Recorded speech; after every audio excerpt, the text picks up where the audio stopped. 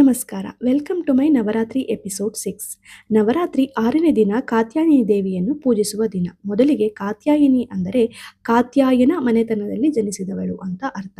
ಕಾತ್ಯಾಯನ ಮಹರ್ಷಿ ತಪಸ್ಸಿನಿಂದ ಈ ದೇವಿ ಅವತರಿಸಿದಳು. ಅದಕ್ಕೆ ಕಾತ್ಯಾಯಿನಿ ಅಂತ ಕರೆಯಲಾಯಿತು.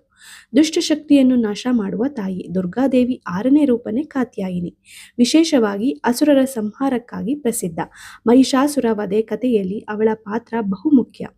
ಮಹಿಷಾಸುರನ ಸಂಹಾರಕ್ಕಾಗಿ ಪಾರ್ವತಿ ದೇವಿ ಅತ್ಯಂತ ಕ್ರೂರ ಸ್ವರೂಪ ತಾಳಿದ ರೂಪವೇ ಕಾತ್ಯಾಯಿನಿ.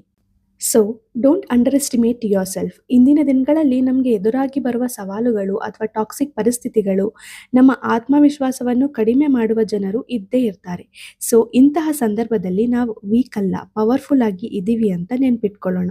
ಇವತ್ತಿನ ಎಪಿಸೋಡ್ 6ನ ಮುಗಿಸ್ತಾ ಇದ್ದೀನಿ. ನೈವೇದ್ಯಕ್ಕೆ ರವೆ ಹಾಕಿರುವ ಪೊಂಗಲ್ ಮಾಡಿದ್ದೆ.